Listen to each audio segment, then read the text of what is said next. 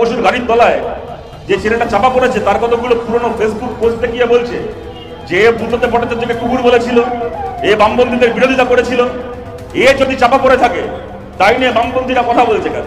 ব্যাপারটা এরকম নয় যে গাড়ি চাপাটা দেওয়ার সময় ব্রাত্য বসু বা ব্রাত্য বসুর ড্রাইভার জানতেন যে এই ছেলেটাকে এ মাওবাদী নয় গান্ধীবাদী, এ বুদ্ধদেব ভট্টাচার্যকে গালাগাল দিয়েছিল না, মমতা ব্যানার্জিকে গালাগাল দিয়েছিল না, মোদীকে গালাগাল দিয়েছিল, আগে থেকে জেনে শুনে চিনে রেখে ছেলেটাকে ধাক্কা দিয়েছে এমন নয় ব্যাপারটা।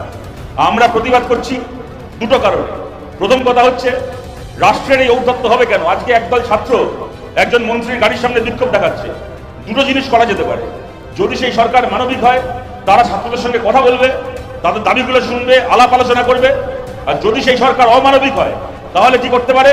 সামনে একদল ছাত্র রাস্তা আটকে বিক্ষোভ দেখাচ্ছে, তারা পুলিশ ডেকে টেনে হিঁচড়ে চুলের মুঠি ধরে জামার কলার ধরে ছাত্রদেরকে ওখান থেকে সরিয়ে চ্যাংদোলা করে তুলে নিয়ে গিয়ে রাস্তা খালি করে মন্ত্রীর গাড়ি বার করে দেবে।